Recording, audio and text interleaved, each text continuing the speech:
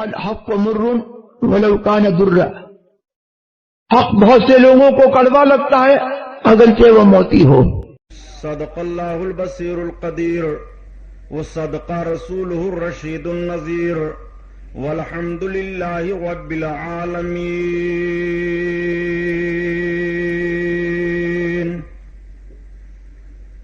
لائق صد احترام علماء اہل سنت، قابل قدر سامعین حضرات، آئیے ہم اور آپ سب سے پہلے اپنے اور ساری کائنات کے مرکز عقیدت حضور رحمت للعالمین شفیع المذنبین رسول گرامی وقار محبوب پروردگار دونوں عالم کے مالک و مختار حضور محمد الرسول اللہ صلی اللہ تعالی علیہ وسلم کے دربار پرانوار میں درود شریف کا نذرانہ پیش فرمائیں۔ پڑھیے بلند آواز سے، اللہم صلی علی سیدنا مولانا محمد معدن الجود والکرم وعلی آلہ وبارک وسلم صلاۃ و سلام علیک یا رسول اللہ صلی اللہ تعالی علیہ وسلم۔ خیر و برکت کے لیے پورا مجمع اور درود پاک پڑھ لیجئے۔ اللہم صلی علی سیدنا و مولانا محمد معدن الجود والکرم وعلی آلہ وبارک وسلم صلاۃ و سلام علیک یا رسول اللہ صلی اللہ تعالی علیہ وسلم۔ حضرات، جشن عید میلاد النبی صلی اللہ تعالی علیہ وسلم کے 9 روزہ پروگرام کا آج یہ 7واں جلسہ ہے، جس میں ہم اور آپ شرکت کی سعادت حاصل کیے ہوئے ہیں۔ اللہ تعالیٰ اس مقدس محفل کو قبول فرمائے اور ہمارے اور آپ کے لیے ذریعہ نجات بنائے۔ تو آئیے حسب معمول نعت پاک رسول صلی اللہ تعالی علیہ وسلم کے چند اشعار سنیے، اس کے بعد پھر گفتگو آگے بڑھے۔ درود شریف پڑھ لیجئے۔ اللہم صلی علی سیدنا مولانا محمد معدن الجود والکرم وعلی آلہ وبارک وسلم صلاۃ و سلام علیک یا حبیب اللہ۔ دل ہے بے قرار آقا، دل ہے بے قرار، دل ہے بے قرار آقا، دل ہے بے قرار، دیکھنے کو طیبہ کی بہار،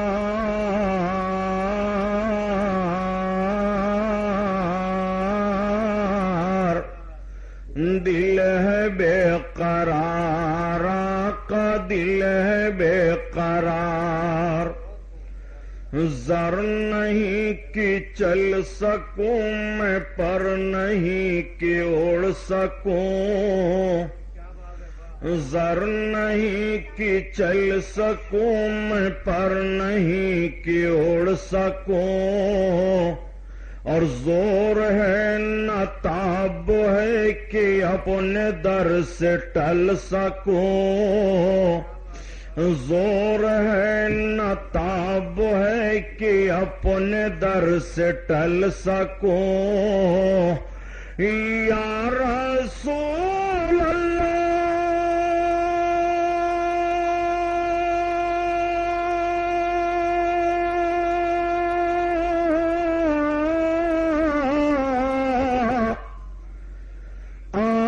گر کرم کرے تو در پہ میں مچل سکوں، آپ گر کرم کرے تو در پہ میں مچل سکوں، در پہ میں مچل سکوں، اپنی بے کسی پہ ہوں حضور اشک بار،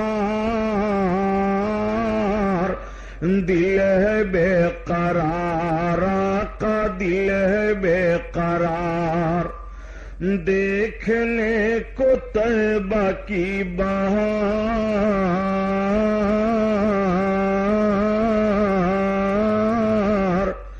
دل ہے بے قرار آقا، دل ہے بے قرار، آپ نے بلایا جنہیں وہ خوش نصیب ہیں، وہ خدا کے پیارے ہیں جو آپ سے قریب ہیں۔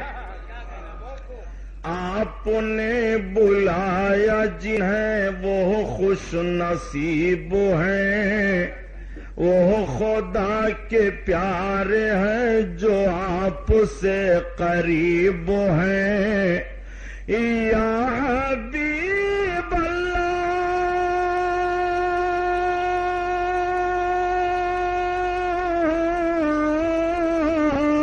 ایک نظر ادھر بھی ہو کہ ہم بہت غریب ہیں، ایک نظر ادھر بھی ہو کہ ہم بہت غریب ہیں، ہم بہت غریب ہیں۔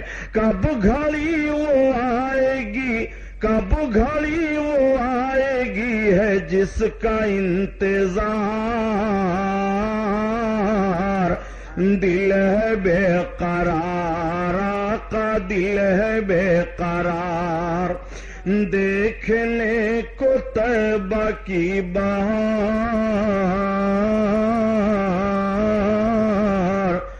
دل ہے بے قرار، آقا دل ہے بے قرار۔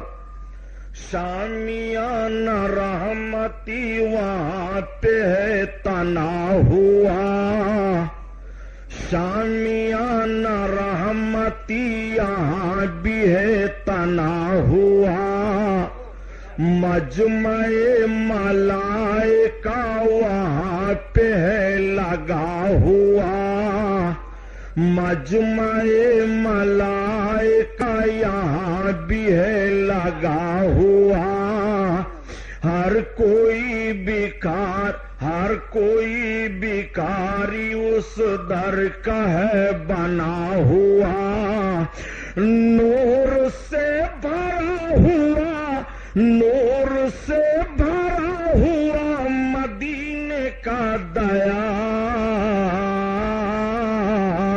دل ہے بے قرار، آقا دل ہے بے قرار، دیکھنے کو طیبہ کی بہار،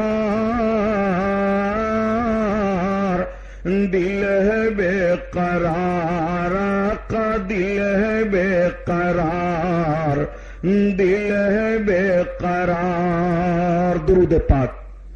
اللہم صلی علی سیدنا مولانا محمد معدن الجود والکرم وعلی آلہ وبارک وسلم، صلاۃ و سلام علیک یا رسول اللہ صلی اللہ تعالی علیہ وسلم۔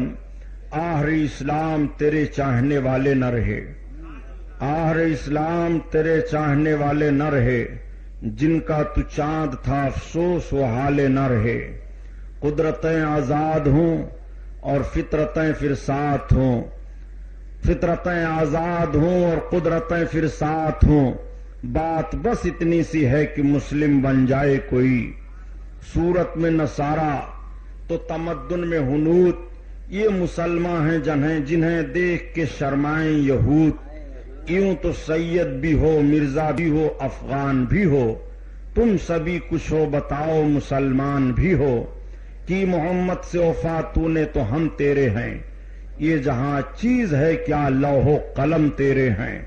حضرات، پرسوں کی تقریر میں نے عرض کیا تھا کہ آقا کریم صلی اللہ تعالی علیہ وسلم مدینہ طیبہ ہجرت فرما کر تشریف فرما ہوئے، مقام قبا سے میرے سرکار مدینہ طیبہ میں رونق افروز ہیں، آقا کریم صلی اللہ تعالی علیہ وسلم کی بارگاہ میں حاضر ہو کر کے لوگ اسلام قبول کر رہے ہیں، بچے آ رہے ہیں، بوڑھے آ رہے ہیں، نوجوان آ رہے ہیں، عورتیں حاضر ہو رہی ہیں، اسلام بڑھتا چلا جا رہا ہے۔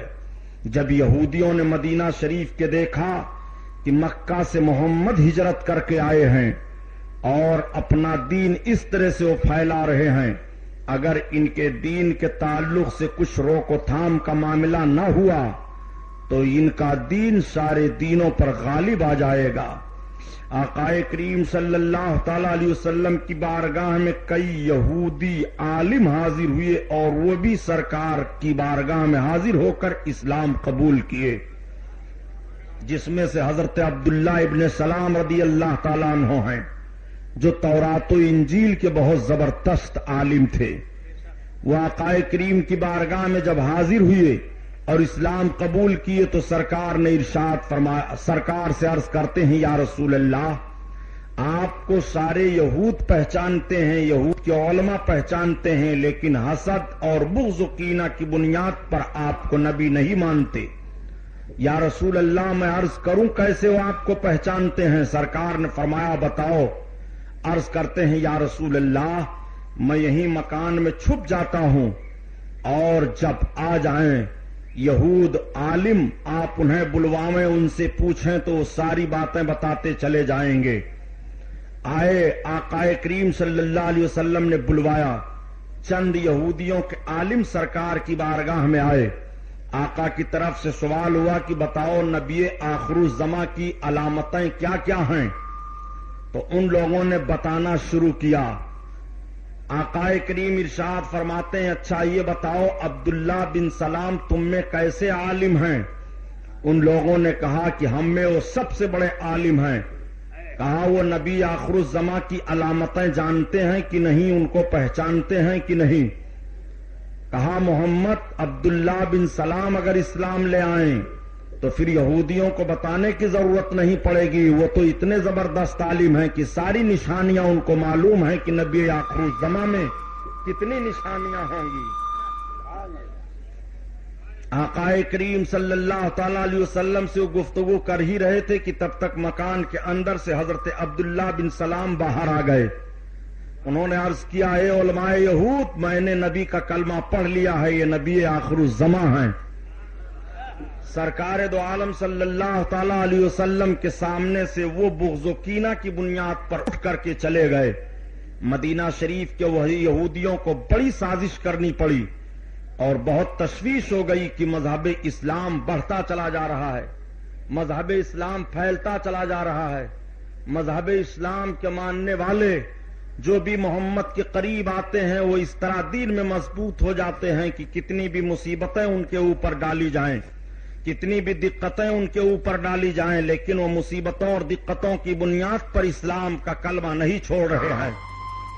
آقائے کریم صلی اللہ تعالی علیہ وسلم تشریف فرما ہیں، ایک غول آتا ہے اسلام قبول کرنے کے لیے، اسلام قبول کیا چلا گیا۔ سرکار دو عالم صلی اللہ تعالی علیہ وسلم نے صحابہ کی ایک میٹنگ بلائی اور میٹنگ بلانے کے بعد آقائے کریم فرماتے ہیں کہ گرد و نواح کی جتنی سلطنتیں ہیں، جتنی حکومتیں ہیں، ان سب کے نام خط روانہ کیا جائے اور ان کو اسلام کا کلمہ پہنچایا جائے۔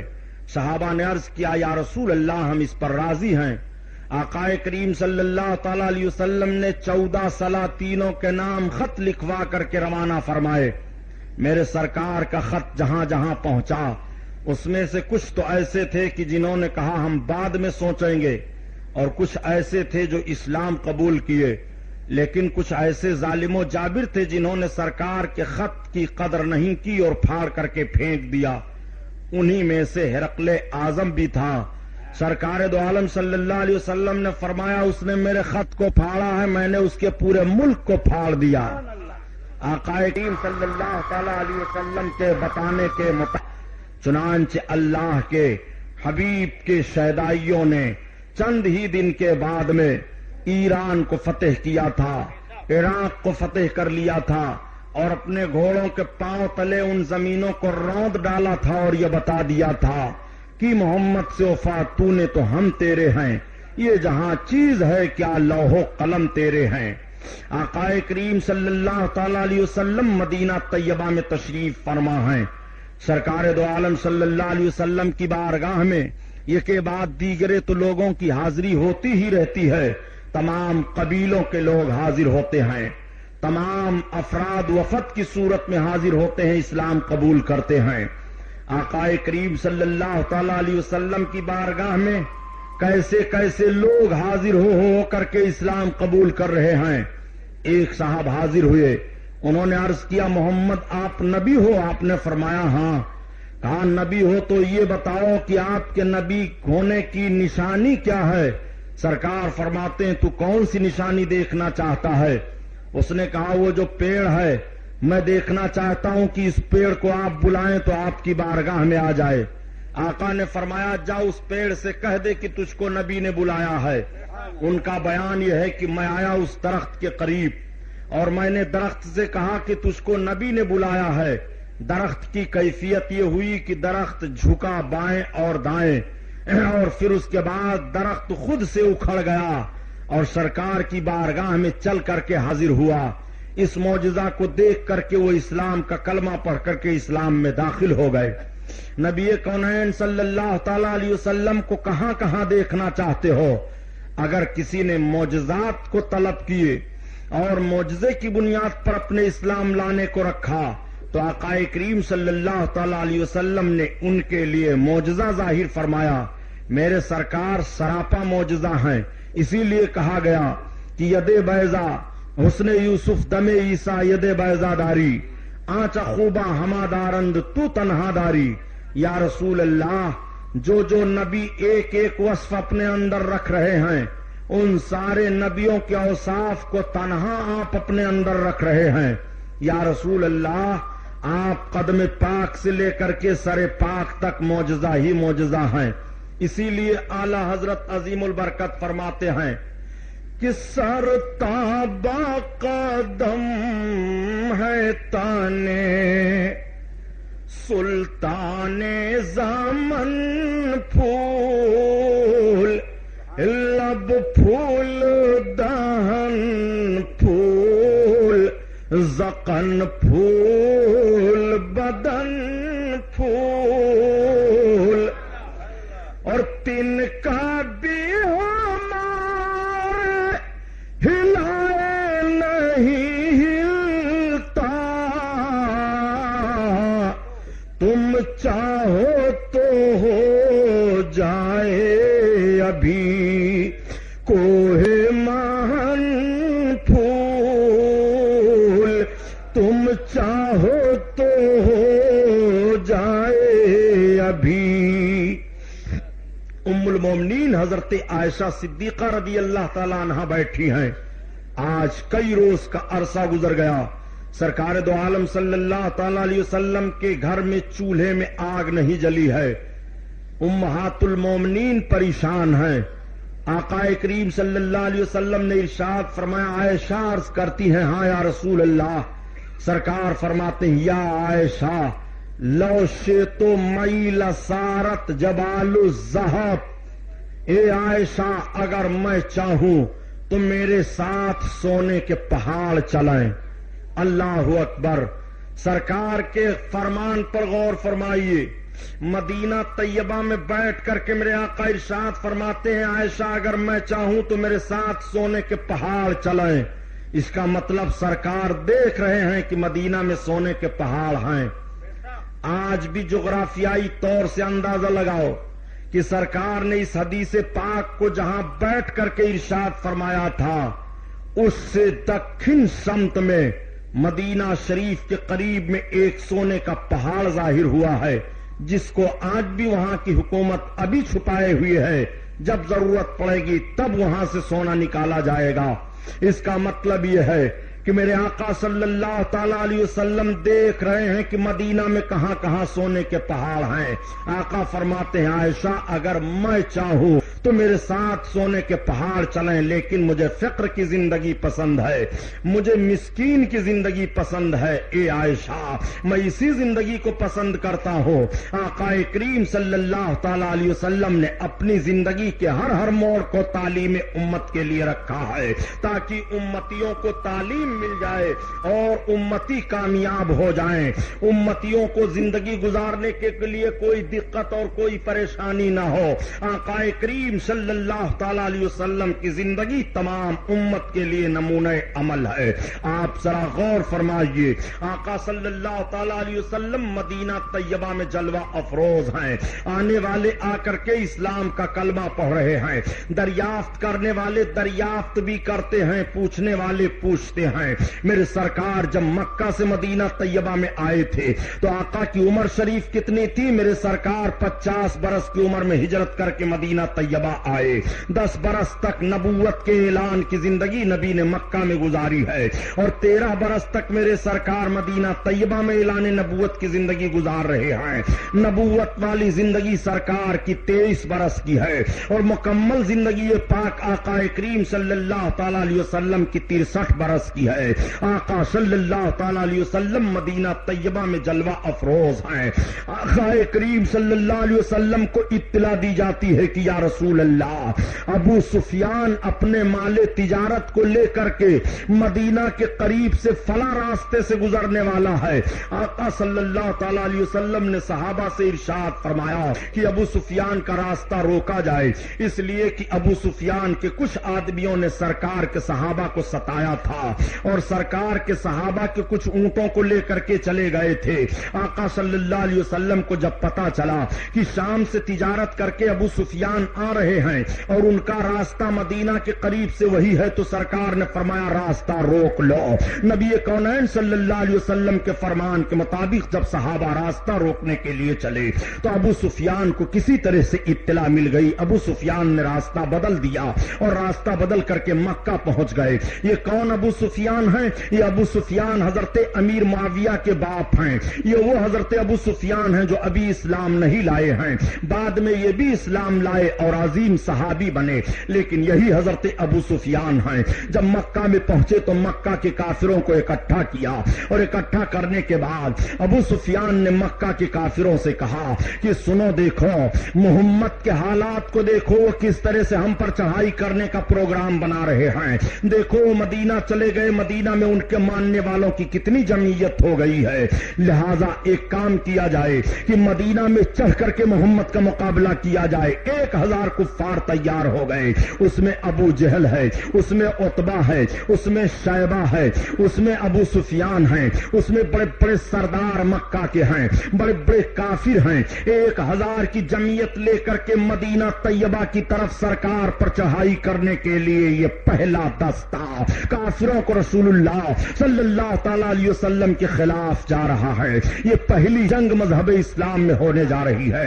پہلے جنگ کا نقشہ آپ سامنے رکھیں. آقا کریم صلی اللہ تعالی علیہ وسلم کو اطلاع مل جاتی ہے کہ کفاران مکہ 1000 کی تعداد میں مدینہ طیبہ پر چڑھائی کر رہے ہیں. آقا صلی اللہ تعالی علیہ وسلم نے اپنے جانثاروں کو اکٹھا کیا، اور جب جانثار اکٹھا ہو گئے تو سرکار نے ایک خفیہ ایجنسی متعین کی، یعنی چند صحابہ کو اس طرح سے متعین کیا جو کافروں کے نقل و حرکت کو وہ معلوم کرائیں اور آ کر کے بتاتے رہیں.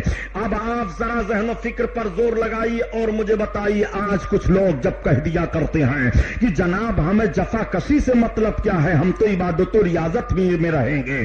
میں آپ سے پوچھنا چاہتا ہوں، نبی سے زیادہ عابد و زاہد کون ہوگا؟ نبی کونین سے بڑا عبادت گزار کون ہوگا؟ میرے سرکار سے زیادہ نماز پڑھنے والا کون ہوگا؟ نبی سے زیادہ صابر و شاکر کون ہوگا؟ لیکن دیکھو میرے سرکار کی مقدس زندگی نمونہ عمل ہے. ایک طرف نبی عبادت والی زندگی تمہیں دے رہے ہیں تو دوسری طرف نبی کی جنگ والی زندگی بھی ملاحظہ کرو. ایک طرف نبی کونین صلی اللہ علیہ وسلم کے صبر و شکر والی بھی زندگی مطالعہ کرو، اور دوسری جانب نبی کونین مقام بدر میں تلوار لے کر کے صحابہ کی جمعیت لے کر کے جا رہے ہیں. میں آج ان لوگوں کا ذہن و فکر چاہتا ہوں جو بڑی آسانی سے بیان کر دیا کرتے ہیں کہ نبی تو دشمنوں کو بھی دعائیں دیا کرتے تھے، نبی تو گالیاں سن کر کے بھی برداشت کر لیا کرتے تھے. حرام خور یہ نبی کی کس طرح کی سیرت بیان کر رہا ہے، تو نبی کی عظمت کا کھلواڑ کر رہا ہے. صحیح ہے، نبی نے دشمنوں کو دعائیں دی ہیں، نبی کونین نے اپنے دشمنوں کی گالیاں برداشت کی ہیں،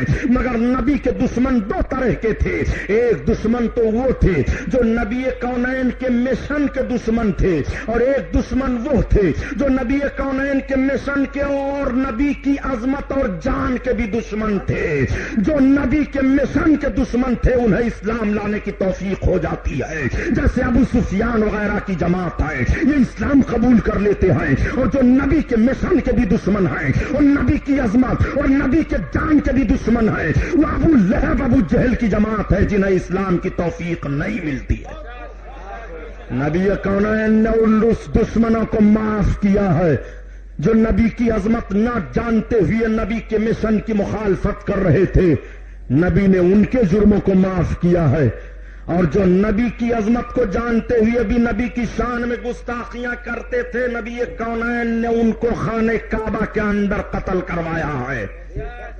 تاریخ میں بتا رہا ہوں، نوٹ کرو، اگر حوالہ غلط ثابت ہو تو جو چور کی سزا وہ ہماری، نبی کی سیرت سننے بیٹھے ہو، آؤ دیکھو اپنے آقا صلی اللہ تعالی علیہ وسلم کی سیرت ملاحظہ کرو۔ نبی کونین نے خفیہ ایجنسی متعین فرمائی تھی، صحابیوں نے آ کر کے عرض کیا یا رسول اللہ 1000 کی جمعیت لے کر کے مقام بدر کے قریب پہنچنے والے ہیں کفاران مکہ۔ یہ بدر کا مقام کہاں ہے؟ مدینہ شریف سے 5 کلومیٹر کی دوری پر یا 15 کلومیٹر کی دوری پر یا 9 کلومیٹر کی دوری پر ہے، بہرحال مجھے صحیح نہیں معلوم ہے۔ مدینہ شریف کے قریب ہی مقام بدر ہے، وہاں پر پہاڑی کے دامن میں آ کر کے کفاران مکہ ٹھہر جاتے ہیں۔ آقا کریم صلی اللہ علیہ وسلم کو اطلاع ملی، میرے سرکار نے اپنے صحابہ کا اجتماع کیا، اکٹھا ہوئے صحابہ، مگر بہت ہی غربت و افلاس کے حال میں صحابہ ہیں، کسی کے پاس تلوار ہے، کسی کے پاس ڈھال ہے، کوئی ننگے پیر ہے، کسی کے پاس ایک ہی کپڑا ہے، کسی کو آج کھانے کے لیے ہے تو کوئی جا رہا ہے محنت و مشقت کرنے کے لیے۔ ایسی حالت میں 313 لوگ اکٹھا ہوئے، جو چھوٹے چھوٹے بچے تھے وہ بھی سرکار کی بارگاہ میں آ گئے، یا رسول اللہ ہمیں بھی اجازت دیجئے، ہم بھی میدان جنگ میں چلیں گے جنگ کرنے کے لیے کافروں سے۔ آقا کریم صلی اللہ علیہ وسلم نے ارشاد فرمایا ان چھوٹے بچوں کو میدان جنگ میں جانے کی اجازت نہیں ہے۔ عورتیں نکل آئیں، یا رسول اللہ ہم میدان جنگ میں چلیں گی۔ آقا نے فرمایا نہیں، عورتوں پر جہاد نہیں ہے، عورتیں مکان میں اپنے رہیں، میدان جنگ میں انہیں جانے کی ضرورت نہیں ہے۔ آقا کریم صلی اللہ علیہ وسلم نے جب اپنے 313 مجاہدین کی جمعیت کو متعین فرمایا، حضرت عثمان غنی سامنے آئے، آقا نے ارشاد فرمایا عثمان تم نہ جاؤ، اس لیے کہ سرکار کی شہزادی حضرت ام کلثوم حضرت رقیہ حضرت عثمان غنی کے نکاح میں تھی اور بیمار تھی۔ سرکار نے ارشاد فرمایا عثمان تم رقیہ کے تیمارداری میں رہو، تمہیں وہی ثواب ملے گا جو لوگوں کو میدان جنگ میں ملے گا۔ حضرت عثمان غنی کے علاوہ بڑے بڑے جتنے صحابہ تھے سب شریک ہوئے۔ اللہ کے حبیب صلی اللہ علیہ وسلم نے صف دیکھی، سرکار جائزہ لیتے چلے جا رہے ہیں، آقا کی نگاہ 2 بچوں پر پڑی، سرکار نے ارشاد فرمایا بیٹا تم میدان جنگ میں نہ چلو۔ ایک بچہ اپنے انگوٹھے کے بل کھڑا ہو گیا، سرکار آگے بڑھے، تب تک اس نے عرض کیا جس کو سرکار نے فرمایا تھا بیٹا تم سب سے نکل جاؤ، تم نہ چلو میدان جنگ میں، اس نے عرض کیا یا رسول اللہ یہ ہم سے کشتی لڑ جائیں، ان کو میں پٹخ دیتا ہوں، سرکار آپ ان کو تو نہیں سب سے نکال رہے ہیں، ان کو جنگ میں چلنے کی اجازت ہو رہی ہے، اور یا رسول اللہ ہم کو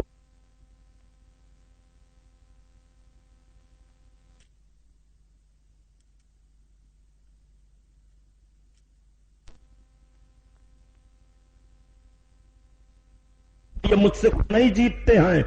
سرکار نے فرمایا اچھا آؤ باہر آؤ، دونوں باہر ہوئے، سرکار نے فرمایا کشتی لڑو، دونوں لڑے تو واقعی انہوں نے زمین پر انہیں پٹخ دیا، سرکار خوش ہو گئے، آقا نے فرمایا چلو تم دونوں چلو میدان جنگ میں۔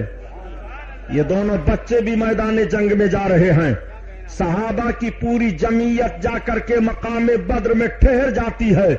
نبی کونین صلی اللہ تعالی علیہ وسلم کو تمام دشمن گھیرے میں لینے کی کوشش کر رہے ہیں، صحابہ آپس میں طے کرنے لگے کہ نبی کونین صلی اللہ تعالی علیہ وسلم کے خیمے کے قریب کون رہے گا، تو کسی کی ہمت نہیں ہو رہی تھی، اس لیے کہ 1000 کفاروں کی جمعیت سب کے سب سرکار ہی پر یلغار کرنا چاہتے ہیں۔ اس دن حضرت ابو بکر صدیق فرماتے ہیں، میں نے عرض کیا کہ میں اپنے آقا کے قریب رہوں گا۔ صحابہ کہتے ہیں کہ اچھوں کے دل ہل رہے تھے نبی کونین کے قریب رہنے کے لیے، لیکن ابو بکر کا یہ کلیجہ تھا، انہوں نے کہا میں اپنے سرکار کے خیمے کے قریب رہوں گا۔ چنانچہ آقا کریم صلی اللہ علیہ وسلم کے خیمے کے قریب رہ کر کے پاسبانی کی ذمہ داری حضرت ابو بکر صدیق رضی اللہ تعالیٰ عنہ لے لیتے ہیں۔ یہ پہلی جنگ اسلام کی ہونے جا رہی ہے۔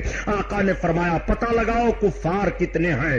آ کر کے لوگوں نے بتایا یا رسول اللہ آج شام کو ان کی فوج میں 3 اونٹ ذبح ہوئی ہیں۔ سرکار نے فرمایا وہ قریب 1000 کے ہیں۔ آقا صلی اللہ تعالی علیہ وسلم رات میں اپنے رب کی عبادت کر رہے ہیں، صحابہ آپس میں گفتگو کر رہے ہیں، کفاران مکہ جنگ کی تیاری کر رہے ہیں۔ پہلے زمینی لڑائی تھی، یکا دکا پہلے لڑتے تھے، اس کے بعد ہلہ بول کر کے حملہ کیا جاتا تھا فوج پر، اور فوج کا ایک سپہ سالار ادھر سے ہوتا تھا ایک ادھر سے ہوتا تھا۔ اس طرح جنگ کا نقشہ پہلے تھا، آج کی طرح سے جنگ کا نقشہ نہیں تھا کہ بارود پھینکا جائے، راکٹ مار دیا جائے، میزائل مار دیا جائے، شب خون مار دیا جائے، بم مار دیا جائے، بندوق و پستول سے حملہ کر دیا جائے۔ اس میں کوئی بہادری نہیں ہے جنگ کرنے کے لیے، تو مزدلوں کی جنگ مانی گئی ہے۔ یہ جنگ وہ جنگ ہے جو آمنے سامنے بہادری کی جنگ ہو رہی ہے، آمنے سامنے تلواریں چل رہی ہیں، اپنی طاقت و قوت کا جوہر آمنے سامنے دکھانے والے دکھا رہے۔ آج پریشان کر دیا اس آدمی نے۔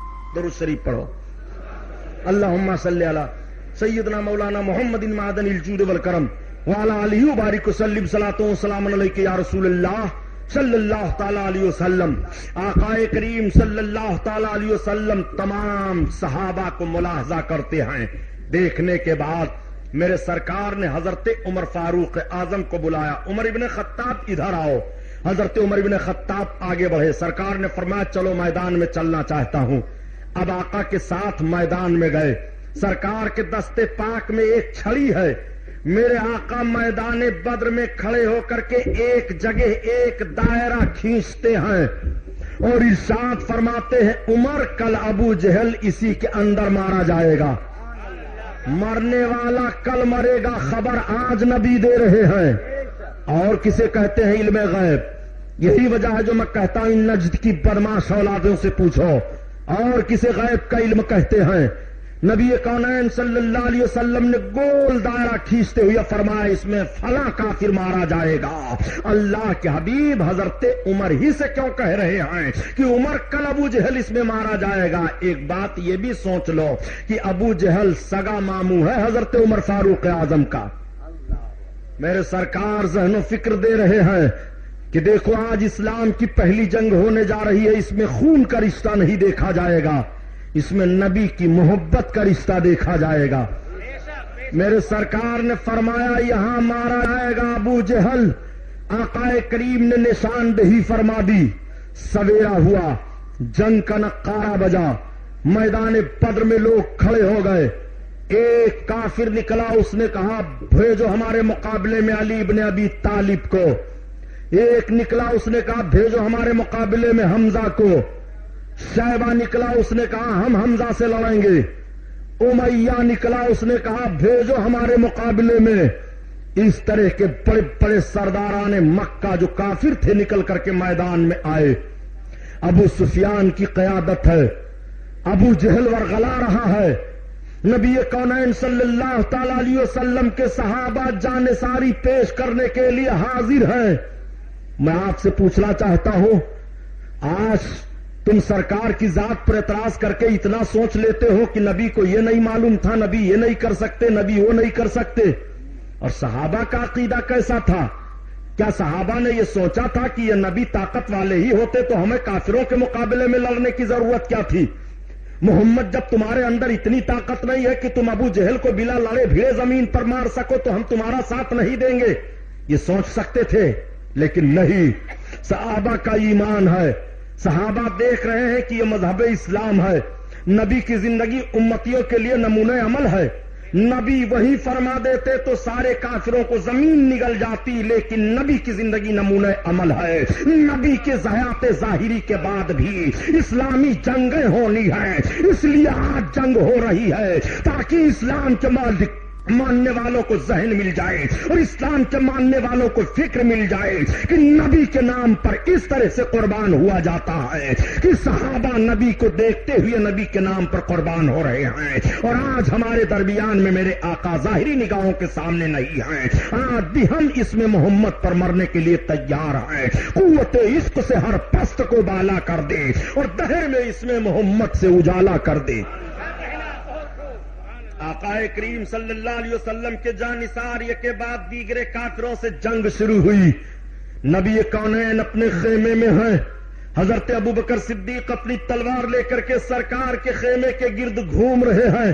میرے سرکار نے اپنے سر کو سجدہ میں رکھا، عرض کیا پروردگار یہ 313 تیرے نہتھے بندے ہیں، اگر آج یہ اس میدان میں شکست کھا گئے تو پھر دنیا میں تیرا سجدہ کون کرے گا؟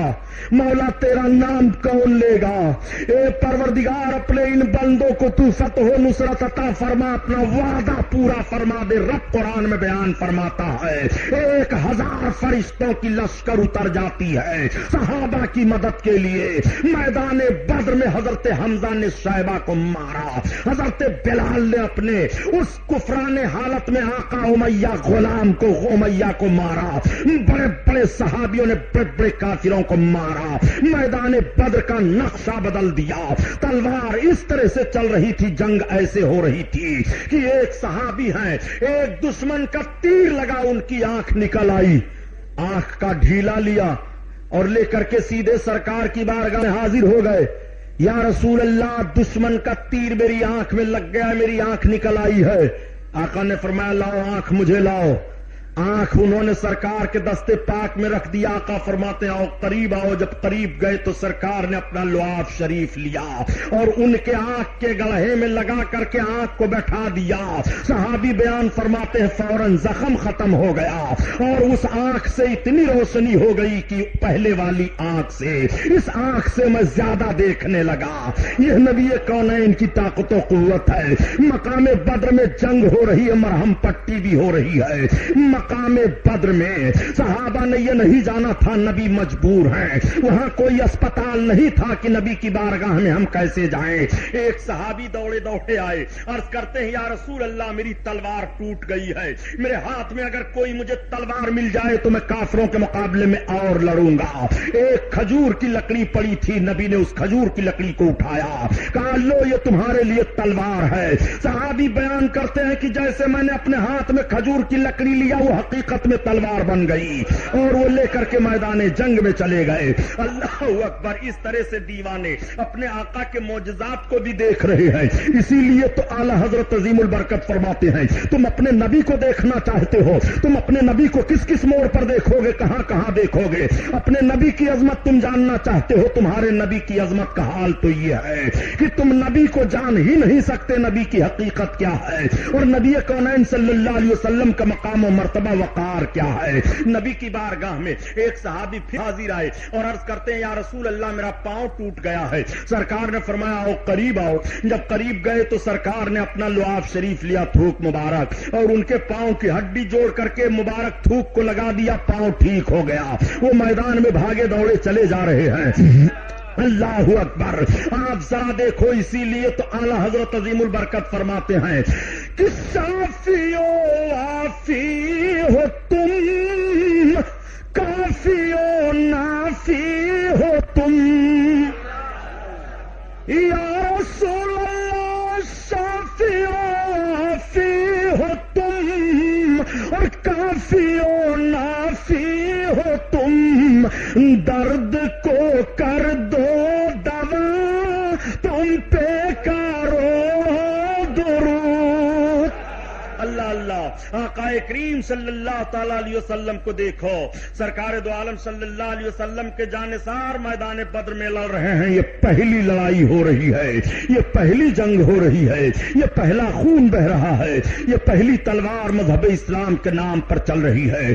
آج جب کچھ لوگ کہتے ہیں اسلام تلوار کے زور سے پھیلا، میں عرض کرتا ہوں نہیں، جملہ بدلو. اسلام تلوار کے زور سے نہیں پھیلا ہے، اسلام اپنے حسن کی بنیاد پر پھیلا ہے، اسلام اپنے کارکردگی کی بنیاد پر پھیلا ہے، اسلام اپنی حقانیت کی بنیاد پر پھیلا ہے، اسلام اپنی سچائیت کی بنیاد پر پھیلا ہے. آؤ دیکھو، نبی کونین صلی اللہ تعالی علیہ وسلم کے ایک صحابی حضرت عبد الرحمن ابن عوف ہیں، وہ بیان کرتے ہیں کہ وہی دونوں بچے جس کو سرکار نے میدان میں چلنے کی اجازت دی تھی، وہ میرے سامنے دوڑے دوڑے آئے اور پوچھنے لگے، یہ چچا یہ تو بتاؤ ابو جہل کہاں ہے؟ میں نے کہا وہ دیکھو ابو جہل دکھائی دے رہا ہے.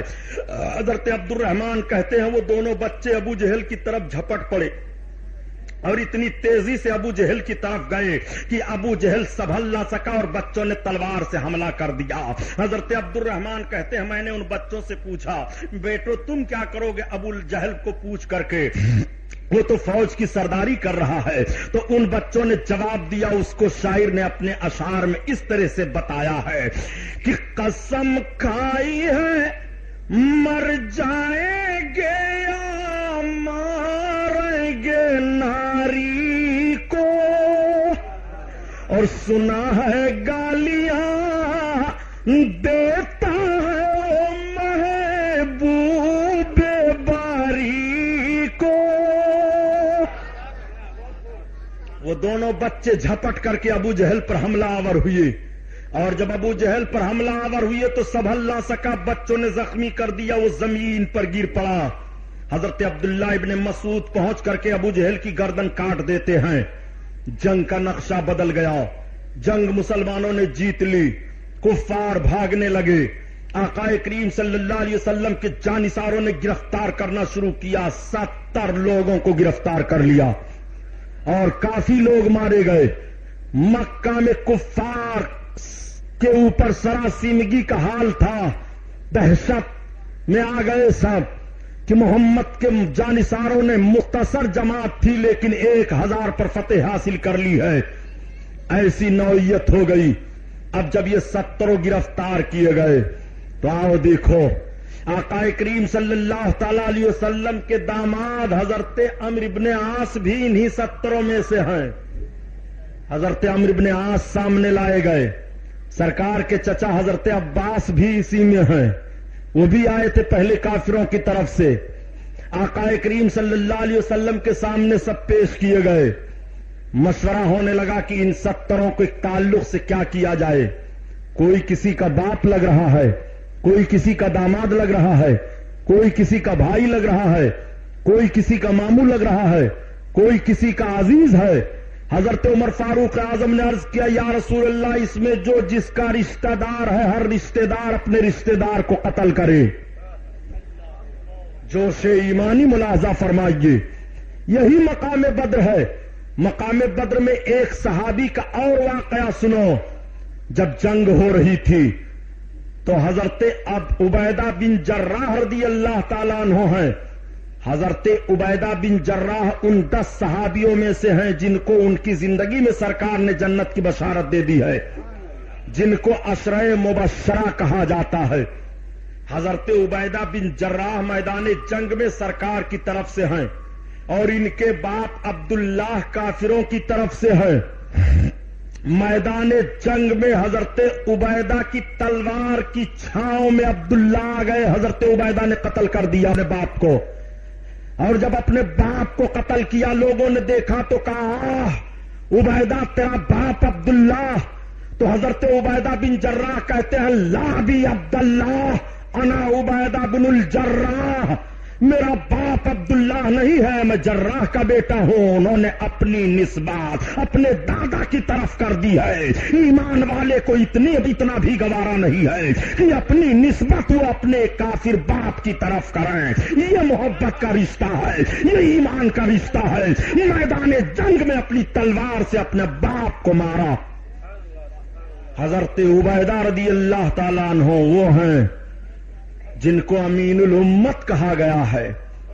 اور سنو، آقا کریم صلی اللہ تعالی علیہ وسلم نے فرمایا ابو بکر کیا مشورہ ہے؟ حضرت ابو بکر عرض کرتے ہیں یا رسول اللہ فدیہ لے لے کر کے ان سب کو چھوڑ دیا جائے۔ چنانچہ یہی مشورہ طے ہوا کہ فدیہ لیا جائے۔ حضرت عباس کو سرکار نے بلایا، کہا آپ فدیہ دے سکتے ہیں؟ انہوں نے کہا میرے بھتیجے محمد میرے پاس کچھ نہیں ہے۔ سرکار نے فرمایا کچھ نہیں ہے؟ کہا نہ۔ سرکار فرماتے ہیں کیوں آپ ہیلا کر رہے ہیں؟ جب آپ اپنے گھر سے چلنے لگے تھے تو آپ نے ام الفضل یعنی چچی کو بلایا تھا اور آپ نے 1000 درہم دیا تھا اور کہا تھا کہ یہ تم چھپا کر کے رکھ لو، میرے تیرے علاوہ کوئی نہیں جانتا، اگر میں میدان جنگ میں مارا گیا تو تمہارے خرچہ کے لیے ہے، اور اگر میں بچ کر کے آیا تو کوئی بات نہیں، بتاؤ صحیح ہے کہ نہیں؟ حضرت عباس کہتے ہیں سرکار کے چچا کی واقعی اس وقت کوئی نہیں تھا، میں نے جان لیا کہ محمد نبی ہیں۔ اور کیسا علم غیب چاہیے؟ نبی کونین صلی اللہ تعالی علیہ وسلم نے حضرت عمرو بن عاص سے فرمایا تمہارا فدیہ کیا ہے؟ سرکار نے حضرت زینب اپنی بیٹی کو جو ہار دیا تھا نکاح کے وقت، سرکار کی بیٹی وہی ہار اپنا بھیجوا دیتی ہیں۔ آقا کریم جب دیکھتے ہیں تو آنکھوں میں آنسو آ گئے۔ آقا فرماتے عمرو بن عاص کیوں نوشتے تقدیر سے لڑ رہے ہو؟ حضرت عمرو بن عاص کو چھوڑ دیا گیا، بعد میں یہ اسلام لائے۔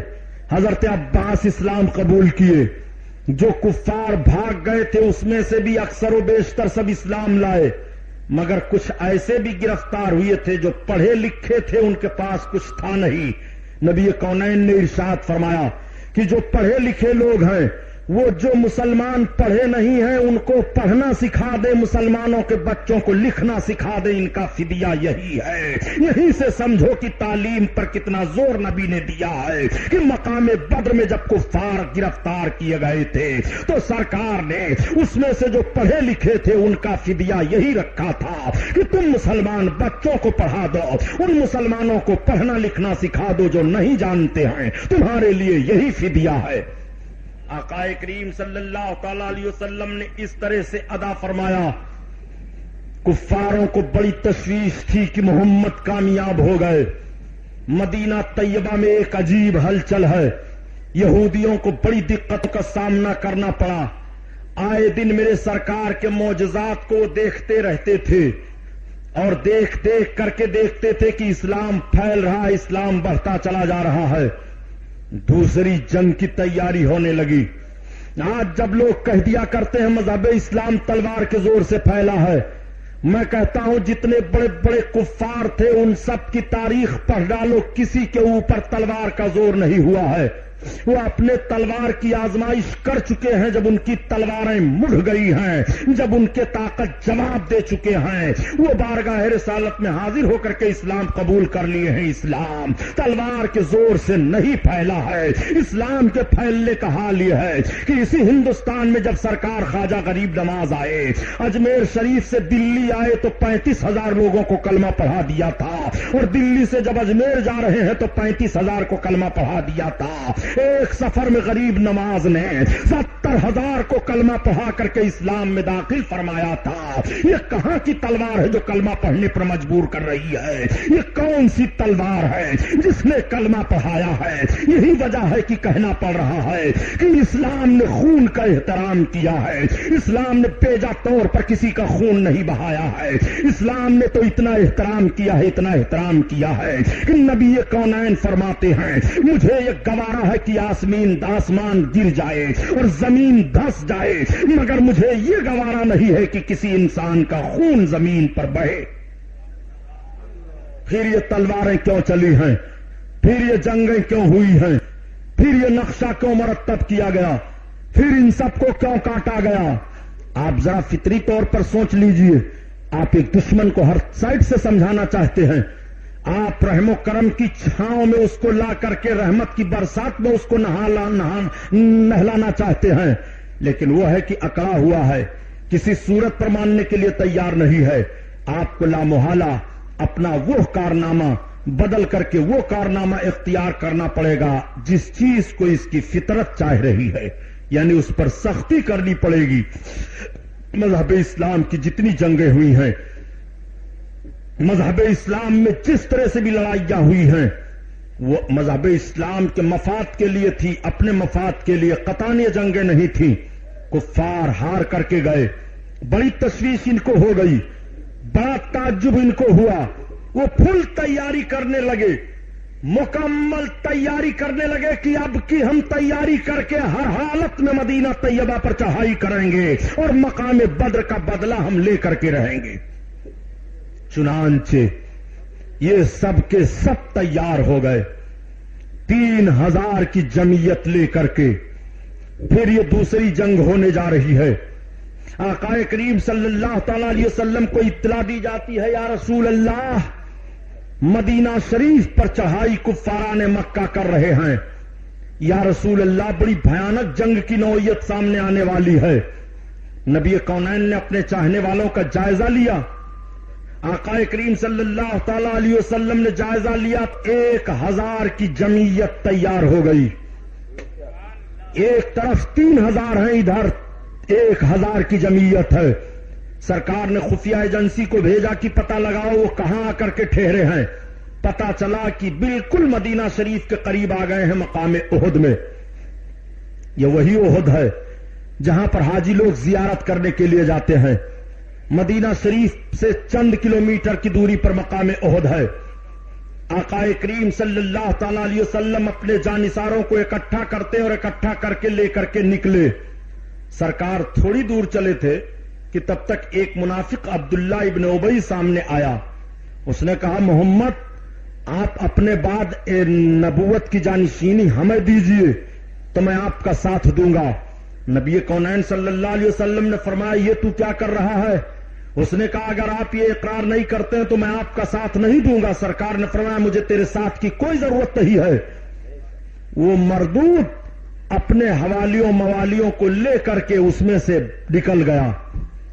جتنے منافقین تھے، جتنے اس طرح جنگ سے بھاگنے والے تھے، وہ سب کے سب نکل گئے. مختصر جماعت میرے آقا صلی اللہ علیہ وسلم کے جانثاروں کی بچتی ہے. تعداد 700 کی بتائی جا رہی ہے. 1700 لوگ چل رہے تھے. 1000 کی جمعیت کا معاملہ تھا، لیکن میرے آقا صلی اللہ علیہ وسلم اب صرف 700 کو لے کر کے آگے بڑھ رہے ہیں. مقام احد میں سرکار بھی پہنچی. سرکار دو عالم صلی اللہ تعالی علیہ وسلم نے احد پہاڑی کے درمیان اپنے خیموں کو لگوانا شروع کیا. میرے آقا نے پہاڑیوں کا جائزہ لیا. جن حاجیوں نے احد کو دیکھا ہے تو احد کے میدان میں ایک چھوٹا سا پہاڑ ہے جو تھوڑا سا اونچا دکھائی دے رہا ہے. اس کے پورب سائٹ میں کفاران نے اپنے خیموں کو لگانا شروع کیا، اور جس طرف سے پہاڑی کا درہ پایا جاتا ہے نبی کونین نے ادھر اپنے جانثاروں کے خیموں کو لگوانا شروع کیا. سرکار نے پہاڑی کا جائزہ لیا. جائزہ لینے کے بعد آقا ارشاد فرماتے ہیں دیکھو یہ درہ ہے پہاڑی کا، 50 تیر انداز یہاں فٹ ہو جاؤ. تمام مجاہدین کو شکست ہو یا فتح ہو، تم لوگ جب تک میں نہ کہوں گا اپنی جگہ سے ہٹنا نہیں. صحابہ کی 50 نفری جماعت کو آقا نے متعین فرما دیا. سارے لوگ تیر لے کر کے کھڑے ہو گئے. مقام احد میں جنگ کا معاملہ سامنے آیا. بڑی بھیانک جنگ ہوئی. ایسی بھیانک جنگ ہوئی جم کر کے مسلمانوں نے جنگ کی ہے. سرکار پر کفار مل کر کے تیر برسانے لگے تو حضرت سعد بن وقاص جن کا بیٹا امر ہے، جس مردود نے کربلا کے میدان میں سرکار کے نواسے امام حسین پر تیر چلایا تھا، اس کے باپ کا حال دیکھیے حضرت سعد بن وقاص کا. یہ بھی عشرے مبشرہ میں سے ہیں. یہ سرکار کے سامنے کھڑے ہو گئے اور کافروں کے تیر کو روکتے تھے اور بڑے تیر انداز تھے. یہ تیر مارتے تھے. آقا فرماتے تھے لو سعد اور تیر مارو، لو سعد اور تیر مارو، لو سعد اور تیر مارو. حضرت سعد تیر مارتے جاتے تھے. آقا فرماتے تھے اے سعد میرے ماں باپ تیرے اوپر قربان ہو تو کافروں پر تیر مارتا جا. حضرت سعد نے اتنا تیر چلایا کہ کافروں کو پیچھے ہٹا دیا. میدان جنگ کا نقشہ دیکھو. مقام احد میں مولا کائنات کی تلوار چل رہی تھی. اس دن حضرت مولا علی نے بہادری کے وہ جوہر دکھائے کہ جب حضرت مولا علی کی تلوار چلتی تھی تو غیب سے آواز آتی تھی لا فتح الا علی لا سیف الا ذوالفقار، شاہ مردہ شیر یزداں قوت پروردگار، لا فتح الا علی لا سیف الا ذوالفقار، علی جیسا کوئی جوان نہیں ہے، ذوالفقار جیسی کوئی تلوار نہیں ہے، علی شیر خدا ہے، علی رب کے شیر ہے، شاہ مردہ شیر یزداں قوت پروردگار، علی پروردگار کی قوت ہے۔ یہ میدان احد میں غیب سے آواز مولا کائنات کے لیے آ رہی تھی۔ وہ حضرت علی نے طاقت و قوت کے جوہر دکھائے تھے کہ کافروں کا چھکے چھوڑا دیے تھے۔ سرکار کے چچا حضرت حمزہ بڑی بہادری سے لڑے، مسلمانوں کو فتح ہو گئی، کفار بھاگنے لگے، اور جب کفار بھاگنے لگے تو یہ سب لوگ مال غنیمت سمیٹنے لگے۔ یہ تو مال غنیمت سمیٹ رہے تھے، اور جو 50 تیر انداز پہاڑی کے درے پر تھے، ان لوگوں نے دیکھا کہ اب تو فتح ہو ہی گئی، کفار سب بھاگ رہے ہیں، مال غنیمت سمیٹا جا رہا ہے، چلو ہم لوگ بھی مال غنیمت سمیٹنے میں ہو جائیں۔ حضرت عبداللہ ایک صحابی ہیں، انہوں نے روکا، کہا خبردار بڑھنا نہیں، سرکار نے منع فرمایا ہے۔ مگر کچھ نوجوان تھے جوش میں، وہ نہیں مانے، انہوں نے حد کو توڑ دیا، آئے مال غنیمت سمیٹنے لگے۔ اس وقت حضرت خالد بن ولید اسلام نہیں لائے تھے۔ حضرت خالد بن ولید 200 کافروں کا جتھا لے کر کے پہاڑی کے درے پر داؤں لگائے تھے۔ جیسے دیکھا کہ یہ سب کے سب مال غنیمت سمیٹنے میں لگے ہیں، پیچھے سے حضرت خالد بن ولید نے حملہ کر دیا۔ پیچھے سے اچانک حملہ ہونا تھا کہ جیتی ہوئی فوج شکست میں بدل گیا نقشہ۔ مسلمانوں میں افراتفری مچ گئی، وہ سنبھل نہ سکے، ایک دوسرا دوسرے پر گر رہا ہے۔ آقا کریم چند بڑے بڑے صحابہ کو لے کر کے پہاڑی کے اوپر جانے لگے، ظالموں نے تیر برسایا تھا۔ میرے سرکار ایک گڑھے میں تشریف لے آئے تھے، اسی جنگ میں نبی کونین کے 2 دندان مبارک بھی شہید ہوئے تھے۔ آقا کریم لے کر کے پہاڑی کے اوپر چڑھ گئے، عجیب نقشہ بدل گیا تھا، مسلمان ادھر ادھر ہو گئے تھے، کچھ تو میدان جنگ کو چھوڑ کر کے بھاگنے لگے اور مدینہ طیبہ کی طرف بھاگتے جا رہے تھے۔ مدینہ میں خبر پہنچ گئی کہ محمد رسول اللہ کو معاذ اللہ قتل کر دیا گیا ہے۔ مدینہ میں جو لوگ بچے تھے وہ سب پریشان ہو گئے، پریشان ہو کر کے وہ سب بھاگنے لگے میدان کی طرف۔ اسی میں سے ایک انصاری عورت ہیں، وہ بھی میدان کی طرف نکل پڑی، وہ بھی بھاگتی چلی آ رہی ہیں۔ ادھر سے ایک صحابی جا رہے تھے، پوچھا کہاں جا رہی ہو؟ کہا میدان میں جا رہی ہو۔ بتاؤ میرے سرکار کا حال کیا ہے؟ کہا تمہارے شوہر شہید کر دیے گئے، تمہارے باپ شہید کر دیے گئے، تمہارے بھائی شہید کر دیے گئے۔ خاتون نے کہا میرے تینوں شہید کر دیے گئے۔ کہا ہاں، کہا یہ تو بتاؤ کہ رسول اللہ کا حال کیا ہے؟ تو انہوں نے کہا الحمدللہ سرکار صحیح اور سلامت ہیں۔ تو خاتون نے کہا جب نبی صحیح اور سلامت ہیں تو مجھے کوئی غم نہیں ہے، اگرچہ بھائی شہید کر دیا گیا، اگرچہ شوہر شہید کر دیا گیا، اگرچہ میرا باپ شہید کر دیا گیا۔ اعلی حضرت عظیم البرکت اسی کو بیان فرماتے ہیں کہ ان کے نثار کوئی کیسے ہی رنج میں ہو، جب یاد آ گئے ہیں سب غم بھلا دیے ہیں، سب غم بھلا دیے ہیں۔ اللہ اکبر، یہ دوسری جنگ عظیم ہو رہی ہے۔ سرکار دو عالم صلی اللہ تعالی علیہ وسلم پہاڑی پر تشریف فرما ہے۔ میرے آقا ابو سفیان اور دوسرے جو بڑے بڑے سربراہ اردہ تھے وہ لوگ کہتے ہوئے واپس چلے گئے، چلو اب چھوڑو ہٹاؤ، بدلہ ہو گیا بدر کا۔ اسی جنگ میں میرے آقا کے چچا حضرت حمزہ کو شہید کیا گیا۔ حضرت حمزہ کو کیسے شہید کیا گیا؟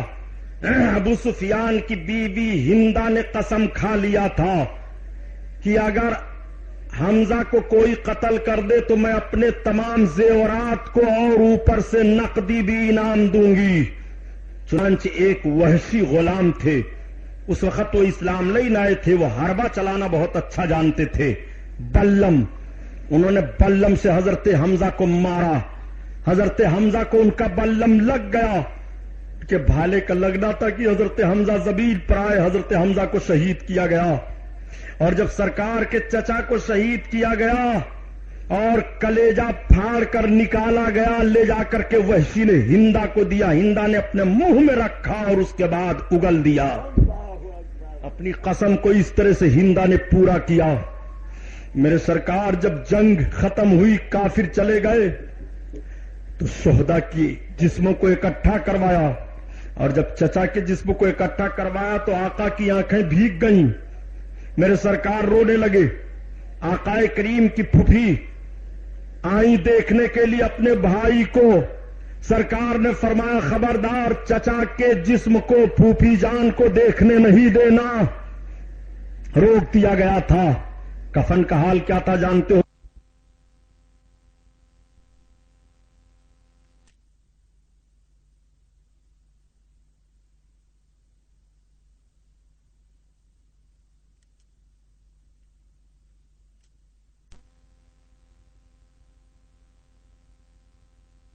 جاتا تھا اور پیر ڈھکا جاتا تھا تو سر کا حصہ کھل جاتا تھا، پیر پر گھاس رکھی گئی اور قبر انور میں آپ کو رکھا گیا۔ وہی مقام احد ہے جہاں پر حضرت امیر حمزہ کی قبر شریف آج بھی ہے، لیکن نجدیوں نے قبر کے نشان کو مٹا دیا ہے، جالی لگا دیا ہے لوہے کی۔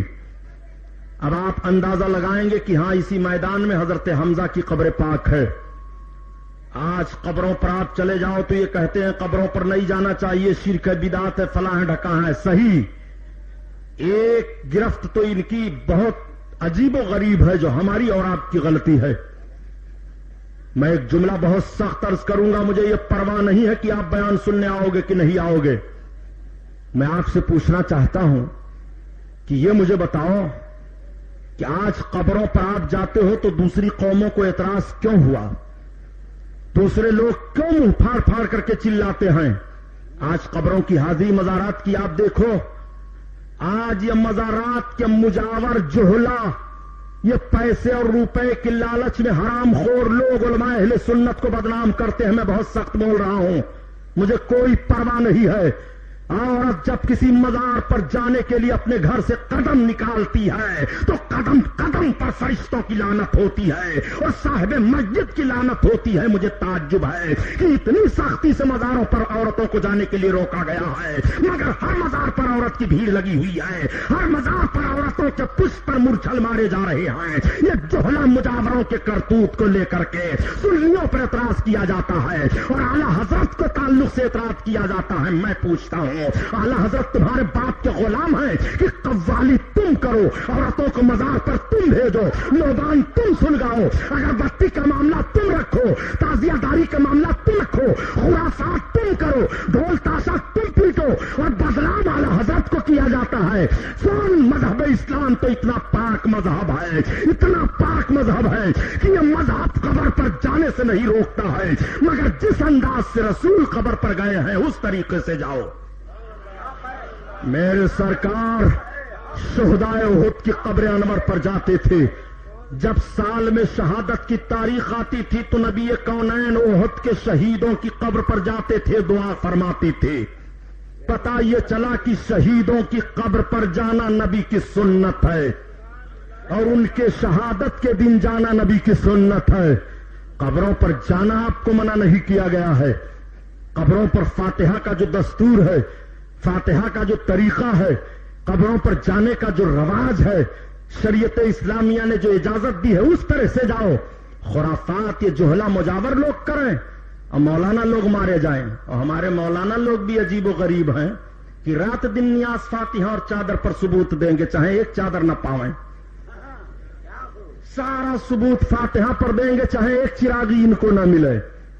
ہماری لڑائی وہابیوں دیوبندیوں سے نیاز فاتحہ چادر گاگر پر نہیں ہے، ہماری لڑائی ان سے اسلام اور کفر پر ہے، وہ کافر ہیں۔